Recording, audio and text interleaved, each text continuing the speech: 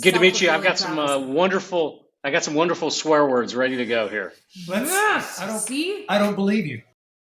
See? Fuck off, Ted. Fuck off. Challenge Come on, accepted. Wait. Let's hear it. Say it again. No. Hold on. Fuck around and find out. That's right. Right there. See, Sylvia, this has to be our tagline because you've made our podcast explicit, so we might as well just run with it. The Hollow Bunny. And we all feel hollow sometimes. Greetings and salutations, and welcome to the Hollow Bunny Leadership Podcast. I am Kristen Zeman, and I am here with my effervescent and feisty co-host today, Feisty, and I have a feeling you're going to live up to that, Sylvia Moyer. We are both former police chiefs, but the Hollow Bunny podcast is not just for cops. It's for anyone interested in talking about life and leadership, particularly the lessons that we have learned about both. And these lessons fill up the metaphorical Hollow Bunny. So as you know, we've got thousands of new listeners to add to our 1 million listeners. So why don't you remind or enlighten our new listeners on how this Hollow Bunny podcast was hatched? See what I did there? Kristen, let's do this. Well, first of all, we kicked off some global superstars to have our guest today. So Hollow Bunny podcast listeners, you're going to remember, and maybe some new folks, you're going to be enlightened too. The fact that really it was Kristen and I sitting around saying, how did that person get a position of prominence over and over? Like, really nice package, they look cool, but when you snap off an ear of this Hollow Bunny, or in Kristen's case, you bite the butt of the Hollow Bunny, you think this really nice package is going to be full of all kinds of substance. It's going to satiate you, or inspire you, lead you in a fantastic way, but no. We've all worked around some folks that are a little hollow. They look cool, but maybe hollow. So We're trash talking. And what do we do with that kind of trash talk? We weaponize it. We bring it to the masses. We start filling, right? Well, we decided, gosh, there's just not enough podcasts in the world. So that is true. So we should launch a podcast. Well, it was actually you, though. Yeah, I give you credit because we were trash talking, and then I'm like, Mom, that guy, he's got no substance whatsoever, but he's got the title. And you said, yeah, he's a Hollow Bunny, and I was like, mind blown. So, listeners, that's how the Hollow Bunny podcast came to be. So many people want to know why we call it that. That's why. Yep. Yeah, and it's enticing. You want to know more. And really, we do good. We don't do evil. So no evil. We turn something kind of seedy into something just benevolent, altruistic, and just overall amazing. Right, Kristen? That's right. And so the platform here is that we invite people on that we believe are solid bunnies. So are you ready to hear who I have on the podcast today? Well, I know who you kicked off this podcast to get our guest, Kristen. I know. I still want them to come on. So don't. I mean, it's don't. Because we still want to make them on. So they're like B team. They're B team now. Yeah. B team. So let's introduce our A team superstar. So our guest today is the CEO of Amplify Publishing Group. It's Naren Aryal, and this guy is not only a publisher, but he's my book publisher. So that makes him super special. And he has good taste. He does, and he's extremely handsome. Listeners, if you're not watching, he's so handsome. So Naren advises industry experts and thought leaders on the opportunities and challenges in the ever-evolving publishing world. He launched the company with a single title in 2003 and guided it to what it is today, one of the fastest growing and most respected hybrid publishing companies in the world. Naren, welcome to the Hollow Bunny Leadership Podcast. Thank you. It is great to be here. And by the way, we became one of the most respected only after your book came out. Of course. I know. Listen, I wasn't going to put you on the spot because it's like saying, hey, that's my, who's your favorite kid? But I know in my quiet moments that I am your favorite author. and certainly not the neediest. So listen, we know that. Let's just cut through all of that. Everyone knows that. And let's just move on to the nuts and bolts. So Naren, We're talking about numbers 2 through 400 now. One has already been established. Let's go. Okay, perfect. So Naren, you're Freaking like this guy already. Isn't I know. I want to keep him for myself, but also share him with the world. It's this weird juxtaposition, it's like I found something good. I want to share it, but also I just want to hoard him. So Okay. Naren, you're a former lawyer. We're not going to hold that against you at all, but I know that you have talked about your start story so many times, but how does a lawyer go from practicing law to becoming a book publisher? Fill in the blanks for us. Happy to. So it was back in 2003. I was a lawyer for venture funded technology companies. Boring, right? Very boring. And I was between gigs, and my daughter, who was 3 at the time, wanted a children's book starring my university's mascot. Now, I went to this school called Virginia Tech, and our mascot is this hokey bird, which is actually a turkey. So we published a book called Hello Hokey Bird, getting a license from the university. And it was a simple book. The mascot goes around campus, stops at 4 or 5 landmarks that all alumni know, and then heads to the game where, of course, the hokey bird, the mascot, cheers the team to victory. And my daughter loved it on the way home from a game. And we said, hey, why not get this simple little story done up and see if others like it? And what we found is there was a real market opportunity at the intersection of children's literature and licensed sports products. So we took that simple, very simple, I'm not that smart, so I'll say simple one more time, concept, and did the same thing for 300 universities. And then we got a license with Major League Baseball, the NFL teams, and that is 1.0 of our business. And that's how I got started in this crazy world of books. That's remarkable. And so you basically, if I'm correct, and correct me if I'm not, but did you feel like that there was a gap in the publishing industry? It's like because you're an author, you come into this as an author, which I think is a great way, to build this foundation of being, on the front end or on the other side of it. And so then did you recognize that there was just a lot of gaps as often do when we see something that we could do better? Is that what, and I'm not trying to put thoughts in your head, but is that what you were thinking, or was it just something that you wanted to try? Yeah. So initially, I just wanted to do something really nice for my daughter, right? Mm-hmm. And then what I came to find out is after selling 5,000 books in 6 months, which is a big number, that there was a real market opportunity. And yes, there was a gap in the marketplace for children's literature that spoke to families, specifically families, parents, grandparents that wanted to share their love for their favorite team, whether it's Virginia Tech or the Boston Red Sox or the Dallas Cowboys or the Chicago Bears. I know you're probably a Bears fan, Kristen. So there was a market gap, and we just happened to come along, right time, right place, and a lot of hard work, and fill the gap. That is cool. So it came out of this loving thing you wanted to do as a dad. That's it. That's rad. What's so interesting is you capitalize. Okay, see that dude right there? His name is Fenway. Yeah. Yeah, go Red Sox. So, I mean, you capitalize on this super interesting thing.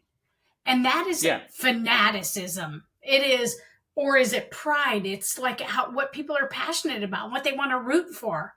And you did it from a freaking turkey. Freaking turkey, man. So that you did mention something that I want to grab out of there, because when you just said you sold, would you say 5,000 copies? Naren, here's where people really are misguided about the publishing world, right? Because the research that I did when I published my book, and I don't know if it's the same, I tried to find some more current numbers, but let's just grab a nonfiction book such as biographies, memoirs, any kind of nonfiction book. The average sell, unless you're someone who's famous, that is already famous and publishing a book, but the average author only sells like 250 books, and I found that according to letterreview.com. What? I'm sorry.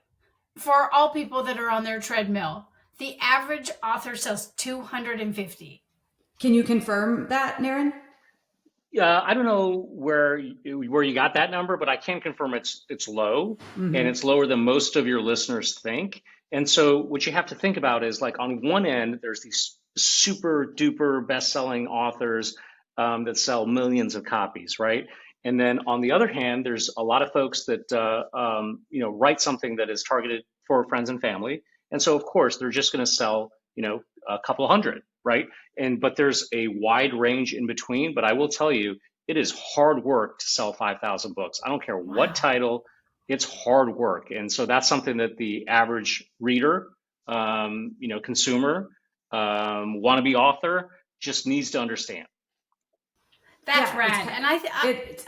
No, I was just going to say is a lot of people think that if I publish a book, and they also think the other misnomer is that I'm going to make tons of money, and that's not the case either, But still, jump in here for what at least does that surprise you, Sylvia, that people aren't making as a published author, you're not making a lot of money, and unless you are selling, maybe 15,000 books or more. right.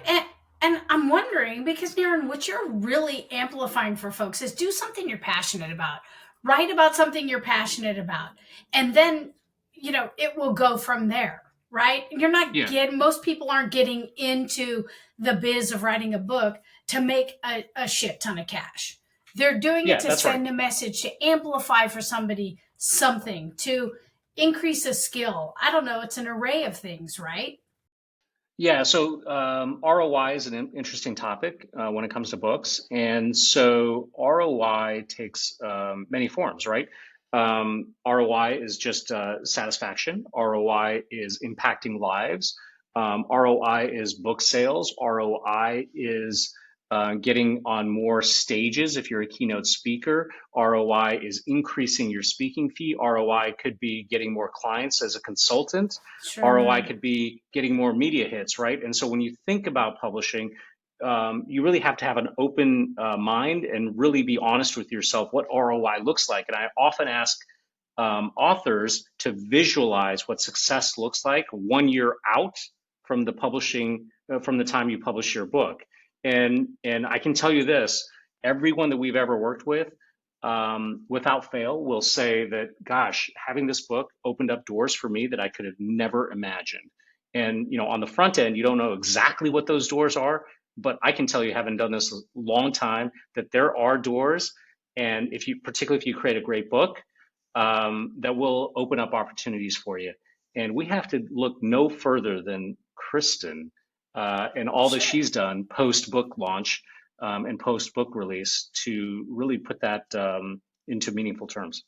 Yeah, So, and going into it though, I mean, for context, that was not something that I had planned on doing. I was, doing talks prior to, but they were just, really, for the police department. And so a book, what it does, and what was surprised me about the book, is that it transcended law enforcement. So even though I've, had a 30-year career, is that then the speaking engagements came. And so, um, the book sales that I had, so in the first 3 months, I sold 3,000 copies, which made me want to absolutely faint. So, Naren said, we got to print another 3,000. And so that's where I am right now. I don't, I'm teetering there. So that to me was success, just because I only thought my mom would read it. So I was really happy about that. But then it has opened doors. And so I'm really glad that you said that, because it just depends on what you want it for. Do you want it as a family heirloom? Do you want it as something that, you're going to try to sell, and then there's the marketing side of it too, Naren. I mean, talk about that and what an author, has to do, and how most likely, it's even a greater benefit to have some following before you even write a book. Yeah, that's right. So two things on marketing. Number one, know your target market. And you have to ask the hard questions, because no, not everyone's going to want to read your book. And if you think that, you're just not asking the hard questions or accepting the truth. So really dig down and understand who's going to want to read that book. And then you might want to do that while you're writing the book, because that might influence some of the editorial decisions you make as well. So that target market understanding is critical. And also, what I would say is act like you have a book to sell before you have a book to sell. And what that means is ramp up your author engagement, your platform and your cultivation of audience well in advance. So, start releasing blogs, start doing a podcast, start, writing articles, op-eds, ramp up your social media, all that in advance of a book launch. Make sure that people who might be interested in buying your book really understand who you are, what the topics are that you're passionate about, what your positions are, because when that book comes, you're going to make the ultimate ask for them to invest one more time in you and your thoughts in the form of a book. And it'll be much more authentic and effective if they've heard from you before you hit them up for a book buy. Right. And here's what's so, I have about 74 questions, but I'll just ask a couple right here because this is so interesting. There is a piece, I read this, Ernest Hemingway once said, the most essential gift for a good writer is a built-in shock-proof shit detector. And what I wonder is, as a publisher, as someone who's examining someone's body of work, something that they've poured their heart and soul into, like Kristen did. I mean, we know Reimaging Blue's your top seller. It's my favorite for sure. It's your fave, Oh my God, right? I knew I'd get you to say But that. how do you then work with an author? And I'm super interested in, how do you disagree without being disagreeable? How do you take someone's pride and joy and say, yeah, this part is shit. It's not going to work. Can I translate? And Yeah, that's. I'm so fascinated. I'm fascinated because we've gone through. All of us have submitted. My thesis at Homeland Security at Naval Postgraduate School was like 158 pages, and by the time it was done, it was like 70. I thought, oh dear God. I mean, talk to us how you do that. Well, okay, so I'm gonna use an example. So I worked with one author who wrote a really fabulous memoir. This author was from a suburb of Chicago, and she happened to be a police chief. And so Kristen and I, we went back and forth, and my team, and we asked her some of the hard questions, and we challenged her to include some topics that might be a little controversial. And during the process, we had these conversations, many conversations, Kristen, you'll remember. And we said, hey, what about talking about this issue or that issue? And it was a process that went back and forth between Kristen and my people. And the book that we ended up with, and it was all her, she did all the work, was pretty different than the book we started out with. And so it's just a matter of being honest and telling the author not necessarily what they want to hear, but what you believe to be true based on your years of experience and the expertise that you've developed over the years. Honesty is always the best policy. Okay, Kristen, am I remembering this? So, Yeah, absolutely. from your perspective, describe it. So here's my side of it. I rocked back and forth in the corner and said, no, I won't do that. No, that's not true. No, so I wrote this very safe. I'm going to call it safe, and that's a very purposeful word, is just because it wasn't, as a police chief, I'm neutral, I don't, take any sides. And so my whole life has been just about neutrality and keeping, that centralization. And so then when Naren pushed back and said, what I'd like to see is a chapter on gun control, I said, are you fucking crazy? Like, I really? I mean, and this is in the height, well, it's still in the height of it. I mean, we're still there. And then I thought, okay, you know what? I'll give it a stab, and also, and I had been pretty outspoken about the murder of George Floyd, but I hadn't added it into the book. And so he said, maybe you should also talk about that, because that's what everyone's talking about. And so I drilled down, and what came especially out of that gun control chapter was breaking my heart open after having been through a mass shooting with my department, and where 5 people were killed. And it became this thing where, I decided to be brave and confront, really my own opinions about it based on my experiences. Not only that, but this is what I loved about, Amplify, is there's a team of people. So, I hand in, this piece of work, and they're saying, here's how it can be better, and they also knew, because this is their industry, they know so much. So I wrote very chronologically. It all started in a little town, and he's like, oh, no, we're taking your last chapter and we're making it your first chapter. And I was like, oh, it completely messed up all of my molecules. But again, they know best. So as, from the writer's perspective, you have to trust the people that you have employed to help you with this process. Now, here's what I also love. You also said, by the way, these are our suggestions. Take them or leave them. This is your body of work. And I loved that. So I felt so empowered, as it turns out, I did take all of the, the recommendations and implemented them. And it's a better book than it started out with because of that. So, and I never felt like he was telling me, it's garbage. It was just like, hey, here's where, you could really enhance the book. So, I was on the receiving end. So I remember a conversation we had, Kristen, where I said, "Hey, who's this book for? If it's just for your family and friends, then you don't want to go there. But you can't put out a book into 21 or 22, whenever it was, without naming George Floyd and what happened, right? Nobody wants a book called Reimaging Blue in that time. Can't and take a position, whatever your position may be, right? It's not interesting unless you talk about it, and so." And by the way, let's talk about the process. It is a real process, and Kristen went through the process. And it's not great when you work on something by yourself and you turn it over, and somebody says, "Hey, what about this, this, and this? Go back to the drawing board." And so she would I was really proud of her. She went back to the drawing board on a couple occasions and put in the work. It's a lot of work. And so the result is a fantastic book that I'm super proud of. And I know that the readers are as well. They're really happy that you did put in the work, Kristen. Yeah, no, I appreciate that. And Sil, I'm going to call you out because when we put things into the universe, and you've got some accountability there, but Sil is working on a book, and so, Sil as a writer who's not quite finished the book, you've got the idea of it. It's coming out, and so, how then, Naren, does someone like Sil, once she gets to that point of done, walk us through? And of course, I know that this is what's asked of you all the time, but it's something that people don't understand. You have a traditional path to publishing, which is typically you send out your proposals, you try to find an agent, and it's a lot of rejection, or worse, worse than rejection. No one even gets back to you, and then on the other end of the spectrum, you have your self-publishing, where right now, you could upload a book and be a published author on Amazon, by midnight tonight. Right. So, talk to us about that journey, to people like Sil who are just in the beginning and trying to figure out, gosh, what's the best path for me?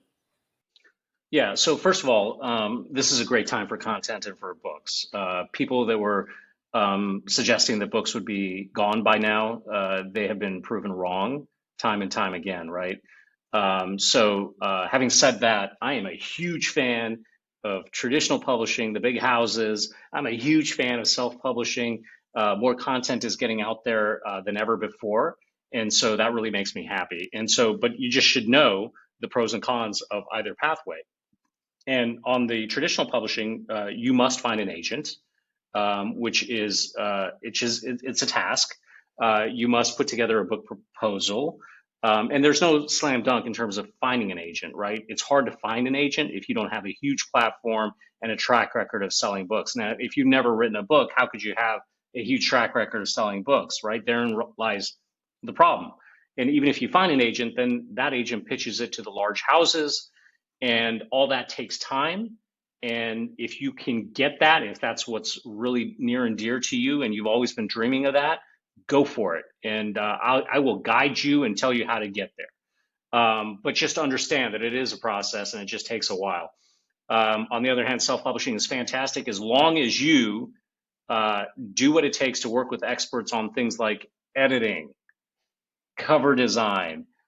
Don't take any shortcuts. And if you do all those things, I'm a big proponent of self-publishing. And so our little area of the industry is called hybrid publishing. And what that means is, we have a team of experts that's done the editorial, that's done the design, that's done the book packaging, that does distribution. We're experts at this. And I think we put together books that are on par or better than a lot of the books that come out of the New York houses. Reimaging Blue, I'm proud of that book. There's not a publisher in the world that could have done any better of a job, and I would argue that it's a beautiful book, and so as long as if you're going the self-publishing route, do all those things, you're on the right path. And in terms of hybrid, our model is simply that we're going to do all those things. You're going to pay service fees for all the things that we deliver, but in exchange, because you're invested in the project, you're going to get a higher royalty rate, way higher than you'd get in traditional publishing. But of course, traditional publishing doesn't ask the author to invest. So there's no right answer. There are options. Right. And Kristen, what you did is remarkable. And how you found Naren is I just believe the universe conspires, right? Because you had not published before. I mean, Naren, I doubt that you had an author that had their naval postgraduate school thesis on a scarf, every word. And Kristen is a writer. She loves to write, and she gives fantastic content that's super real. Her voice is clear. But it is not a common thing to have someone that is a novice that connects with somebody like you in this hybrid space, does the work, grinds it out, is real, and then sells like a freaking champ. I mean, what do you say to that? Is it all of these qualities that she has, plus this fantastic personality? And I mean, what do you say to that? Flattery will get you absolutely everywhere. Oh, just well, wait. So first of all, she's got a fantastic voice because that mic is amazing. I mean, crystal clear. It's girthy. Amazing. Oh, no. Yes, crystal clear. So, you know what? Again, I go back to the process. She went through the process. She was committed. She wanted to put out quality work. And, if it took 2 months extra, 5 months extra, 6 months extra in our case, so be it. And sometimes people just get short-sighted. They don't go through the process. Right. There will be twists and turns. And if you're not willing to roll with it, you're going to put out a book that is not everything that it could be. And so process. That's what she did. Yeah. So Right. I want to answer your question there as well. So because I also went a little bit unorthodox, and the universe really conspired in my favor. So I didn't submit my manuscript to you. And after I get done telling everyone how we found each other, I do want to give people the opportunity. No, it's actually, it's amazing. But I do want to give people the opportunity to, learn how to submit a manuscript and how that process is. So for me, I sat and I just wrote, every day. And then I had, 90,000 words. And that cesspool hellhole of a place called Twitter was actually the thing that took me to Naren. Follow the path here. I literally went on Twitter, as I often do, screaming into the abyss. And I wrote these words. I just finished a 90,000 word manuscript and I have no idea what to do next. So then it was actually Chris Shung from Mountain View saw my tweet, and he was the chief of Mountain View at the time. And he said, "Hey man, I don't know anything about publishing, but I know an author. Do you want me to hook her up with you?" So that took me to his friend, Melissa Agnes, who is an author. And she graciously FaceTimed with me, and I said, "I don't know what to do." And she said, "Listen, this is where I went. I love my publisher." And then she gave me Naren's contact. She did, an introduction. So there's a couple things there to unwrap. Number one, man, you talk about asking for help and how the universe conspires to help you if you are vulnerable enough to say, "Please help me. I don't know what to do." And then someone did. Well, he didn't know what to do, but he was like, "Hey, I can guide you here." And then the rest of it is human connection, right? So, Melissa had a connection with you, and then you and I spoke via Zoom on a Friday, and you said, "Submit me your manuscript." And on Monday afternoon, he called me and said, "We're going to publish this." And I almost fell out of my chair. So it was just an unbelievable, it felt like luck, but really it was human connection.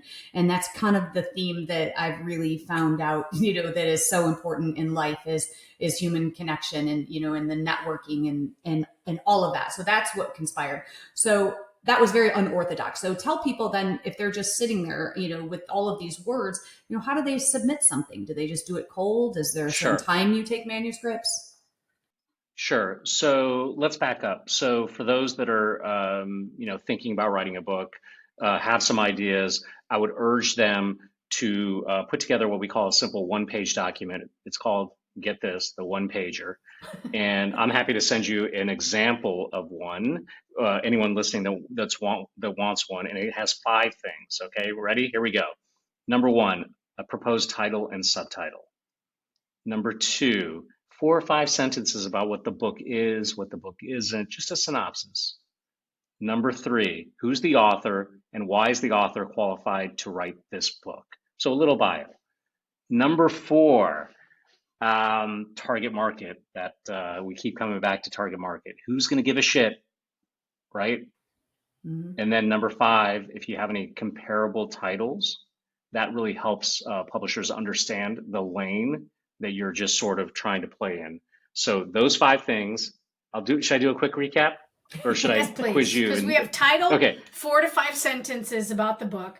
Who is the author, like a bio, target market, and I missed the 5th. Comparable titles. Comparable titles. Those things. Can I just interject on one here? Page? Wait, this is like the person that, like, when everybody's in a group and everybody gets their phone out, like they take a picture and they're like, can you take one with my phone? Can you take one with my phone? And then you're like, that we could just text it to each other. Sylvia's right. I'm watching you write notes feverishly as though this isn't being recorded and you can't get them later. And I'm living for it. I just want you to know. Hey, you never know. Well, Ted is public. Ted's our producer. Say that again. So I'm a pencil and paper kind of gal, lady. That's a legal pad. She's got a yellow legal pad. And she's like, Naren, can you stop? Can you please repeat that as if it's not being recorded? And a pencil. This is where we say... Even your dog back there is like, hey, what is happening here? Yeah, he is. I'm living for this. That's so interesting. So you give... like, what are you drinking? Tequila and grapefruit. Because it's 5:30 in Naples, Florida, so it's happy hour. Oh, as you were. Okay, listeners. So, Naren, you give people that, and then you compel them to condense their body of work into this one pager, which is super rad. So it gives them kind of an understanding, and it gives you a quick hit, a nibble, as we call it in the Hollow Bunny biz, a nibble to kind of figure out, is this going to be tasty and solid, or is it going to be not really well kind of formed? Yeah, and again, we're happy to take a look at it. We'll take a look at anybody's and give you some guidance and point you in the right way. And if it's a book that's truly only meant for your friends and family, I'll tell you it's meant for your friends and family. Put it up on Amazon, or go to Kinko's and make some copies, sure. Right?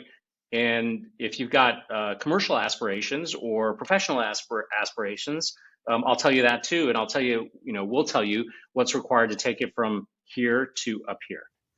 Yeah, and here's another thing. I'm going to take all our Hollow Bunny podcast listeners back to this thing that Kristen said a bit ago, and that was she reached out, she asked them, but she put it out to the universe like, hey, I don't know what to do. That is vulnerable. And if you recall, listeners, how Kristen and I met, the magic was sparked by her saying, she's cold emailed me. And I don't think whoever responded to your first call for action, your second call for action on your book, Kristen, used the word trousers like I did. But I think what it reveals is this: when you're willing to say, hey, I have no idea, I got this badass 90,000 words, but what do I do? People want to help. And the right people connect you with the right people, and look where you are, right? It's super cool. I also want to point out something here that, Naren, you've mentioned it several times, but it's actually to be on the other side of that when you say, we've got a process here, we have editors. And, can I tell you how many times it's not for the faint of heart. If you are someone who is a very sensitive individual about your work and you get butthurt, if someone tells you, you can do better, then you may need to rethink this process, because I can't tell you how many times that, the editors, and they were so kind at first, they're like, you might want to think about this. And finally, I just said, here's the kind of person I am. I don't know what I don't know. I want this book not to suck. So if there's something that is boring, or if it just needs to be omitted, and that feedback for them was great, because then they got to know me. And then literally, like, I would get red lines. It was like, sucks. It was like boring, fell asleep during this.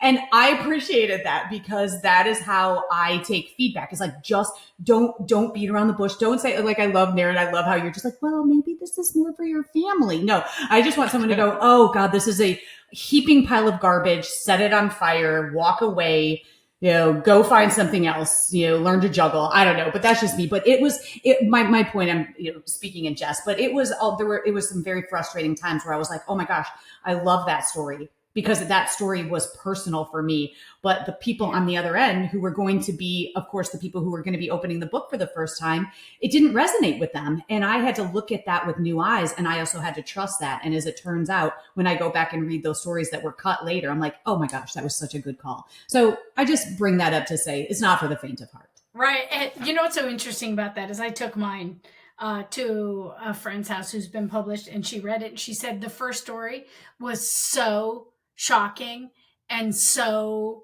tough that she said I was just like, and I had to put it down. And I thought, I didn't really take it that way. But this is what came out of it. Like, this is my challenge network. Look, it's on a piece of paper, Kristen. Do you know what paper is? Piece of paper. And a pencil. So, I like, love your paper. challenge network, you write down the Tunny, and you write down the Brenda, and the, your people that are going to challenge you. They're going to challenge the thing and not you as a person. And might that be one of the big lessons out of this conversation? You gave space to Naren and his team to challenge the content, to challenge the thing, but not challenge you in the way that they were degrading you. Challenging to amplify, challenging to lift you up, challenging to drive you forward to finish it. Yes. But challenging you, saying, that you suck is different than this sucks, right? Yeah. And so it's never personal. It's never personal. Actually, after a certain time, when you do establish a relationship, and your listeners can tell by now, Kristen and I adore each other. And so it became personal. It became personal because I wanted her to have the best possible book. Yeah.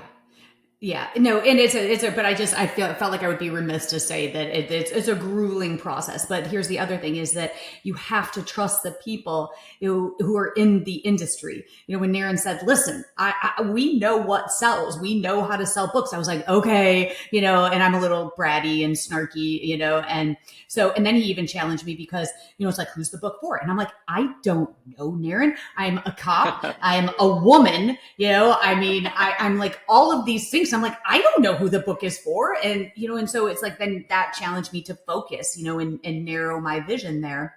So there's just so much to it, but it's the right fit. I also think this is important in, Naren, maybe you can even speak to this, is that, you can interview, publishing companies, right? And you're interviewing them, as well, if people are reaching out. And so it's got to be the right fit. It's got to be a good relationship there, right? Talk about the relationship building, how that works.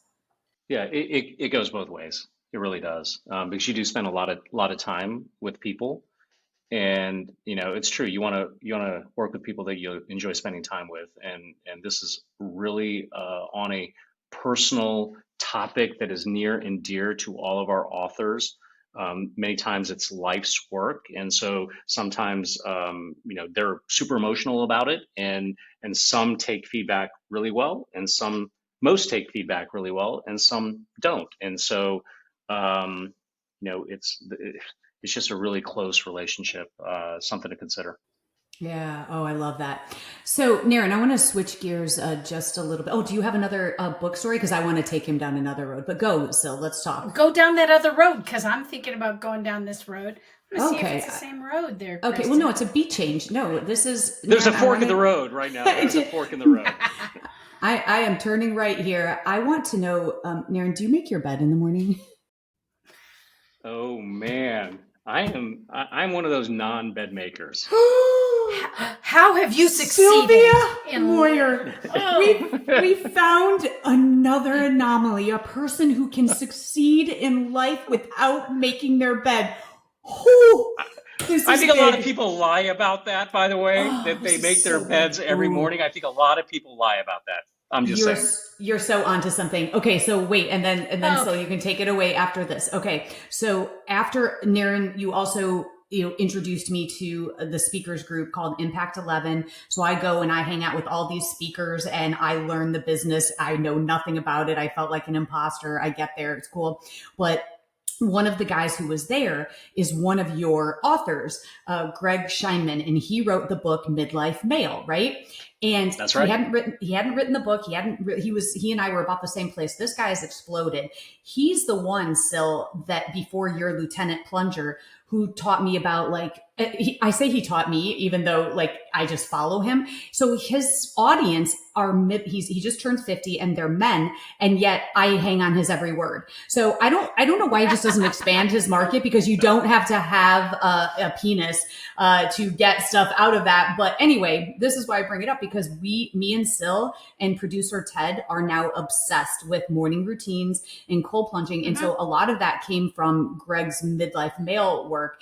And so my question to you is, do you do any of that morning routine stuff, or are you just like, I'm not making my bed, maybe I'll have some coffee and I'm just, going to go slay the day? Yeah.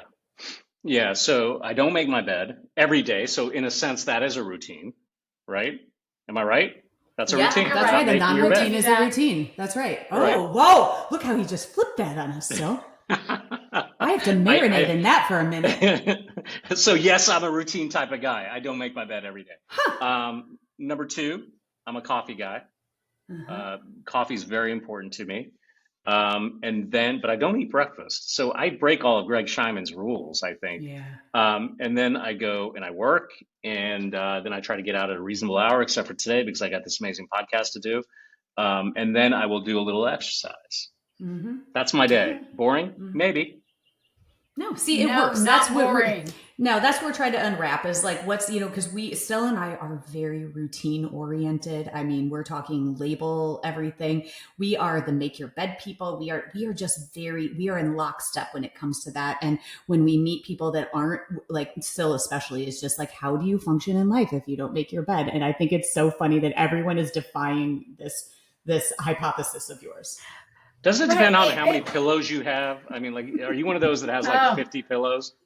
50. I do love a decorative 2, 4, pillow. 6, 8. I don't know. Decorative pillow. Ladies like pillows. There's a gender thing there. So, Naren, I'm super interested in this space around AI and how you distinguish an author's voice from some AI voice, and kind of where you see that going, because, infringement on copyright, infringement on intellectual property, there's all this stuff going around. So you're obviously a bright legal mind, a lawyer, and so lawyer, publisher, dad, ethical human being, how do you kind of reconcile all of this? Yeah, so AI is a thing. It is a thing and an issue in the world of books. But my take is this, you should or you can use AI as a tool. But at least today, AI, as I see it and as I understand it, will never replace an author. And I'll tell you Got why. it. I'll tell you why. It's because, sure, they can recite a topic at Wikipedia levels, but what it cannot do is repeat, for example, Kristen's experiences, her thoughts way back when, as she's going through an experience, case studies.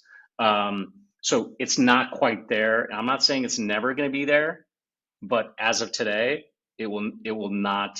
My view is it hasn't replaced an author, but there are some tools that authors use, AI related, in terms of getting research or proofreading.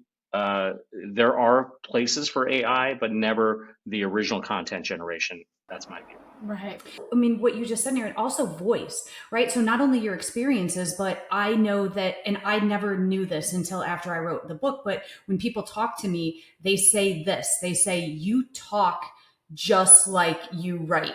You know, I read your book and it was like, and then I met you or I was on a podcast and they're like, that's incredible. So I don't think we can underestimate the power of like your individual voice, each one of our individual voices. And so words can happen very easily via AI, but man, but experiences and just, we all have our own individual voice that is unique to us. And I don't know that you could ever replicate that. Hopefully not. Well, they call it human connection for a reason, right? Human connection, right?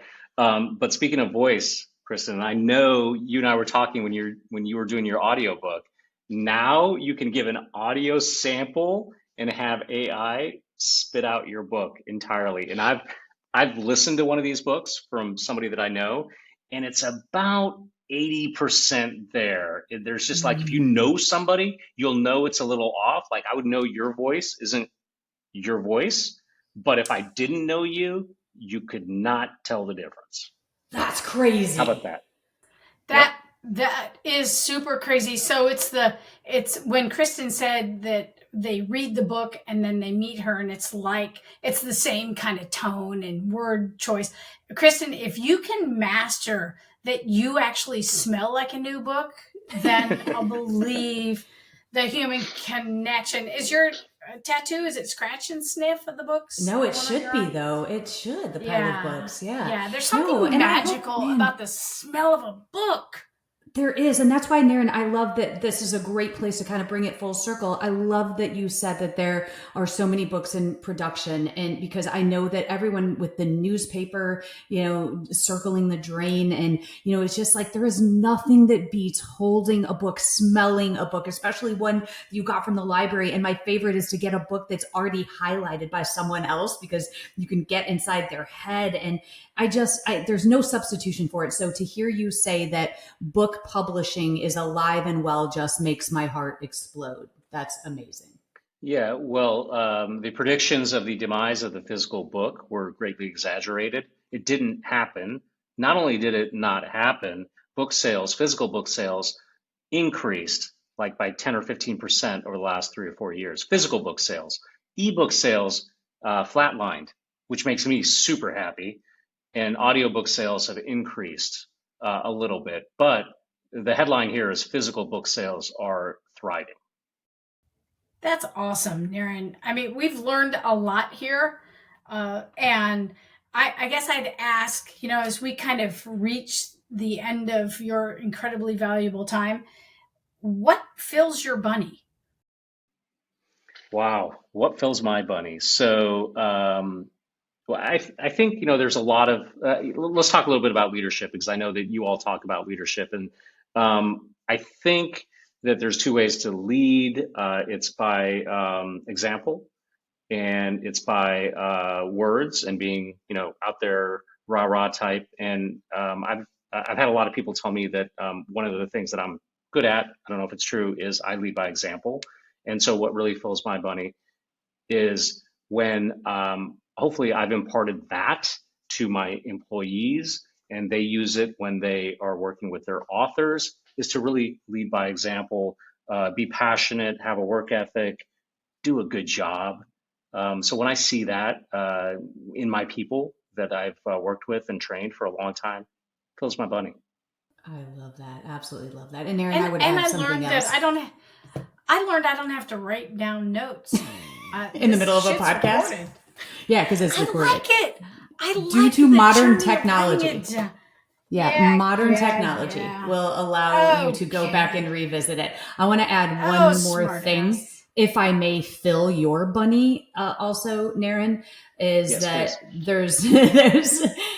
there also, and I love that, you know, leading by example, but you do have a remarkable way of connecting with people. And, you know, coming from, you know, a brand new author who was terrified at the process, you know, you had, well, first of all, let me even tell you, our listeners, what happened after I signed the contract. And, you know, and Naren said, I'm going to publish your book. You know, we had never met. And, you know, I was in Naples and his daughter happened to be here. You know, she was horse riding, right? Somewhere around here. Yep. Yeah, that's right. And so he said, "Hey, let's meet."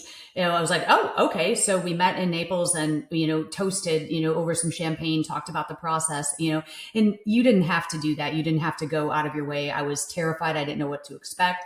The process hadn't even begun yet. It was just, here's the manuscript. And so it was, the beginning of a long journey, but you made me feel very safe. And also there were a few times that I called you after the book was published because I don't know if you remember this, but someone took my title of my book and posted it on Amazon and like basically stole it and did like cliff notes. And I was like, what the shit? How is this possible? And even a couple shitty reviews. And you said, congratulations, you are now an author. A bad review is something that, basically it's a badge of honor. And so it's like just through the whole process. And that just gives you the beginning and the end of, he didn't, after I signed the contract and after the book, he didn't just abandon, me as an author. And so I know that he does that, even though I am his favorite, but I know that he does that for everyone. So if I may, that's what leadership is too, is, making yourself available, and, not just after you've signed the contract, you just didn't disappear. So take that from me as a person who has loved working with you. And if anybody wants to find a place to land their manuscript, check out Amplify. And Naren, anywhere else we can find you for connection? Let's see. Yeah, website is good. amplifypublishinggroup.com. I'm active on LinkedIn primarily. Every once in a while I'll post something on Instagram, but LinkedIn is where I do my best work or my worst work, depending on your perspective. Perfect. Well, thank you so much for being here today. We very much appreciate it. So I just want to let everyone know that Ted Madden produces this podcast, and the song that you are about to hear was written and performed exclusively for the podcast by my handsome and talented son, Jake, and his friends, Fabian and Zoe. If you like our podcast, please subscribe. Punch the shit out of that subscribe button, people. Like it, review it, tell everyone you know about it. If you don't like it, what do you know about podcasts? Also, we are now on social media because we have over 1 million listeners. That's a lie, but we're getting close. You can follow us on Instagram, on Facebook, on Twitter, or formerly known as Twitter, on X. So find us. And please, listeners, keep filling your own buddies and continue to add substance to others. Bye, everybody. Thanks, Naren. Bye-bye. Thank you.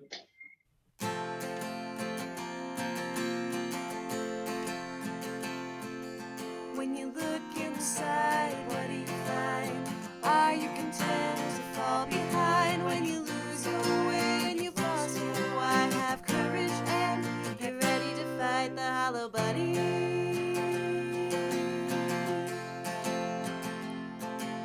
When the way ahead is covered in smoke and you're tired and you're scared and you're losing hope, you'll open your heart and your eyes to see a challenge and a question. Why not me? To fight the hollow buddy.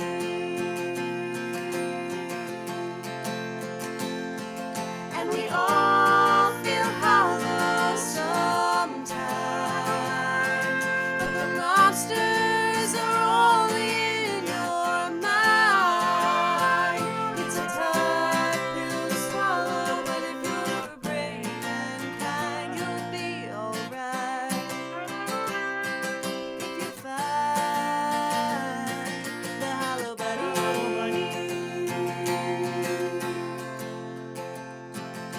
When the challenge ahead scares you to death, you tame the imposter inside instead. To change the world, you've got to start small. It takes a leader to say, I don't know it all. And I know I'm gonna fall, but I'll pick it up and come back stronger. Failing forward and moving onward, doing the hard thing and the right thing, forever fighting the hollow bunny.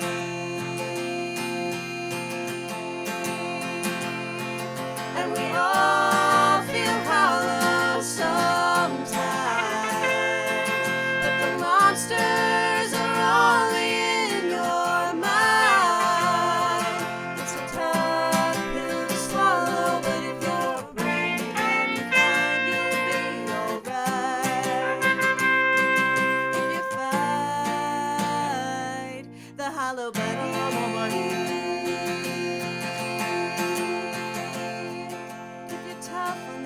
outside but empty within. Something's gonna crack, you've gotta start again. And we all tough on the outside but